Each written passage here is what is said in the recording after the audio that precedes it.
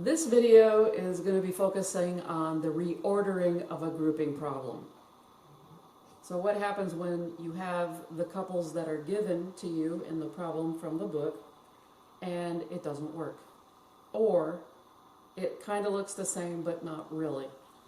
That's what this video is all about. So what I'm going to do, now that I have this problem, I'm just going to keep the couples the way they are. First thing I want to do is make sure that these are related. So this is a y and a y, a 2 and a 2. This has an x and an x. This has a 4 and a 4. These have a 2's in common. So it looks like overall these are all related. This even has a line to it because of the x's. Everything's related. This is wonderful. This is a grouping problem. So let's start with our problem once again. You did not have to do that. Just do it mentally. Do a visual check to make sure. Taking this problem, I'm going to separate it into two groups. Couple 1 and couple 2. And I am going to, yes you know it, I'm going to separate them. That is my step 1. Again, I am separating them to keep it easier on the eyes when you do these and be a little frustrating. Now that I covered up couple number 2, I'm going to concentrate on couple number 1. I noticed that they both have a 2 in common and a y in common, so I'm going to break down the 8 and see what happens. 8 is 2 times 4 times y minus 2 times x times y. The reason I'm only breaking it down to this part and not breaking the 4 down any further is because this only has a 2, so I only need to break down in terms of 2 times 4. I don't need to break down the 4 since this only had a 2 in it. So I got a 2 and a 2, that's what I'm looking for. I also notice not only do they have a 2 in common, they also have a y. So 2 times y is going to be my GCF that I'm going to factor out. So I factor out the 2y and I am left with what I did not underline, which is 4 minus x. This 4 minus x is what I want to form on the other side of this problem with couple number 2. I want 4 minus x. Let's look at couple 2 now. Alright, I'm going to leave couple 1 uncovered because if this is a reordering problem, I really want to see what I've got here. Couple 2 looks like this, and I'm noticing couple 1 has 4 minus x. This is negative x plus 4.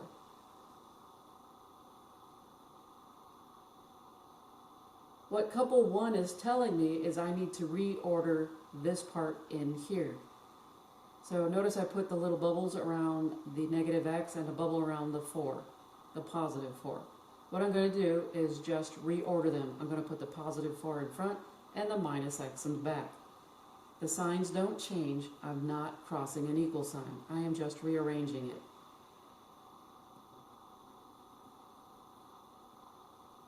By rearranging it, I get 4 minus x. Now they both look the same. That is great. But since we are doing this problem in terms of grouping, I need a parentheses. So I put parentheses around my 4 minus x.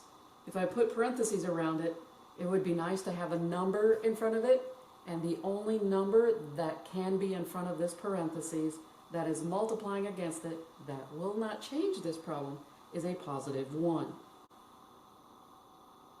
So I got a positive 1 times the 4 minus x over here. So just an FYI, this is a huge deal right here, right before I start step 2. I need it in parentheses. I need a number in front to help me out.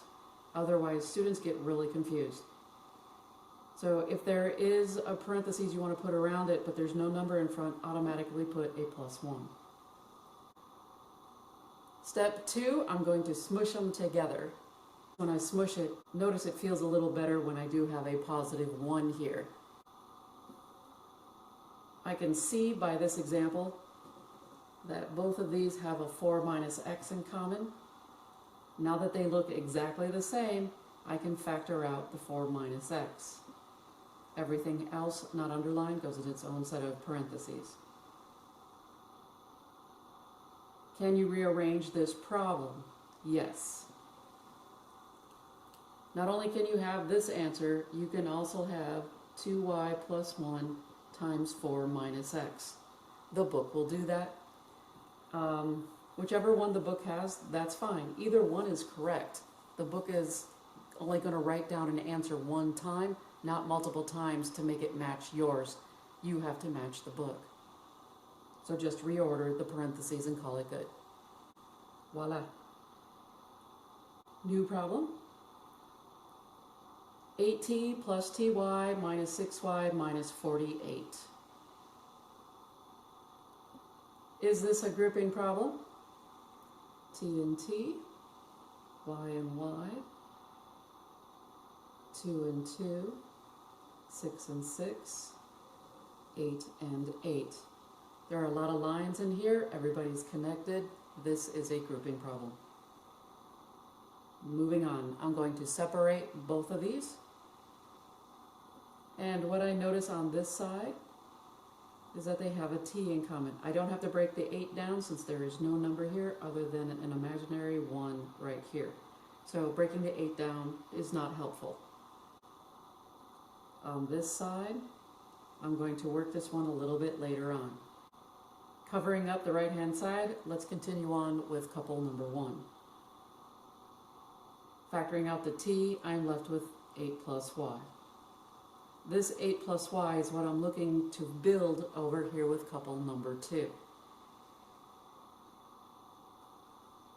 Couple number 2, once again, was negative 6y minus 48. Let's deal with this problem. They're both negative.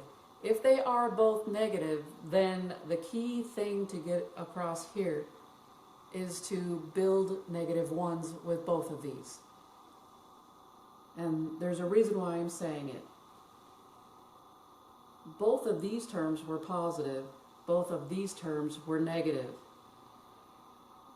If both of these terms are positive, then what I'm going to form in here is also positive, which means if I build negative 1s here and factor out a negative 1, I will build a positive on the inside of those brackets or those parentheses. That is my goal.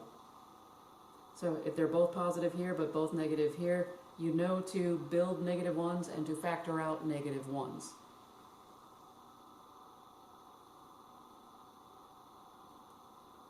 So taking negative 6y minus 48, I have negative 1 times 6y plus a negative 1 times 48. Remember, minus is turned into plus a negative. If you need an in-between step, understand this is saying negative 1 times 6y plus a negative 48. And there's an imaginary 1 here, and so I'm totally separating it from the 48.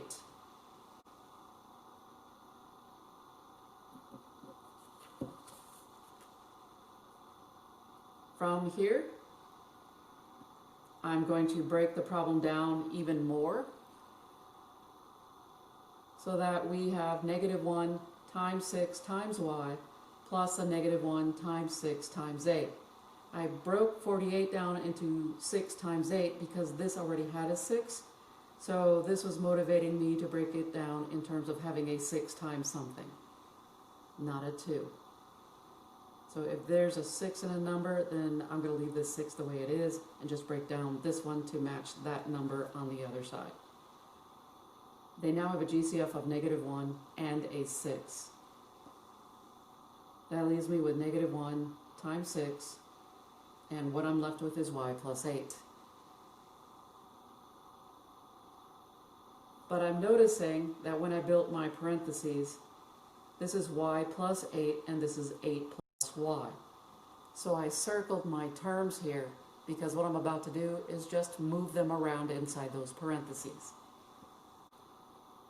So moving those two terms around inside the parentheses, and I'm not crossing an equal sign, the signs won't change. I will just have 8 plus y. Understanding no sign on a y means it's a positive, hence the 8 plus y. Both of these parentheses are exactly the same. So we can move on to step 2, which is mush both sides together. And voila, we smooshed them. Now that we smushed them, let's deal with the GCF of the entire problem. They both share an 8 plus y, so I'm going to factor out the 8 plus y. That leaves me with t minus 6 in the second set of parentheses, the stuff I did not underline. So far, the problems that we have been a little blah, so we're going to kick it up a little bit on this problem. But first, a message from our sponsor. Are these related? Well, these two are even. These two have a 3. This has an x. These two have a 5. And these two have a 7. These two have a 2 in common. So yeah, everybody's related. This is a grouping problem. So score, good to go. I separated my couples the way they are. We're awesome. And oh crap, I'm confused. All right, couple 1, let's look at 35x minus 6. There isn't a bloody thing I can take out whatsoever. This is 5 times 7. This is 2 times 3. They don't have a GCF as far as numbers are concerned, and they don't have a variable in common. I'm stuck here. Looking at couple 2, this is 2 times 7. This is 3 times 5. No numbers in common. I'm screwed. The variables are also different. So let me tell you something. For those of you who just said, well, I'm done, I can't do anything. No. All right. We know that there's no GCF in common with those two couples. So it was like a blind date with nothing in common. We cannot leave it like this. You cannot go, the end. You can't do this problem. No, no, no. Some people would say, well, this is prime. I can't do this problem. No, no, no. You are going to need to rearrange the entire problem. The order that it's in right now does not work. You're going to have to move stuff around. All right, how do we do that? Here is our original problem, and notice that I circled all of my terms. This is a minus 6, a positive 14y, and a minus 15x. You cannot leave it in the order that it's in. You need to move stuff around. So you have a couple options. You can put the 7s together. You can put the 5s together. You could put the evens together. You could put the y's together. However it is that you want to do it. There's 3s, there's 2s, there's so many ways of doing this one, it's not even funny. The only thing you can't do is leave it. How you rearrange it is totally up to you, but since you're following this video, you're going to do it with me. What am I going to do? I'm going to put the 7s together. And I'm going to put the 3s together. Why? It's just me, these two just switch place. I'm kind of lazy. There you go. Now that I reordered it so that the 6 is no longer with the 35xy, let's try it again. If it doesn't work, try it one more time. And if that doesn't work, then we can say it's prime. Prime meaning we can't do it. But for now, let's work with it the way that we did. 7s seem to make more sense and 3s seem to make more sense. That's awesome. So let's leave it like this. By the way, if you choose to do this problem differently than me, go ahead and try it and see if we get the same thing. Nudge, nudge, wink, wink, we will. So I took my couples and I split them up. First 2 here, the second 2 here. Notice these two couples are positive and both of these couples are negative. Because of that, we know that we're going to have to factor out a negative 1 here. How do we know? If both of these are positive, the end parentheses will be positive when we do this one. So a negative 1 has to come out of this. Let's work with this first couple. Break down the 35 and the 14. The major thing they have in common is the 7. The next thing that they have in common is the y. 35 is 5 times 7 times x times y. 14 is 2 times 7 times y. Voila. I underlined what they have in common, the 7 and the y. Again, if they are multiplying here, When I factor them out, they will be multiplying on the outside. Leftovers go in parentheses. This is what I'm looking for when I deal with the right-hand side for the second couple. I'm going to leave this here because this is my goal that I want this right-hand side to be. We need to make sure we have exactly 5x plus 2. When there is a reordering on a grouping problem, I leave this one here so that I can gear the right-hand side towards this. So let's start on couple number 2. Because this is a minus 6 and a minus 15x, notice I circle these. Why? Well, let's think about this for a second.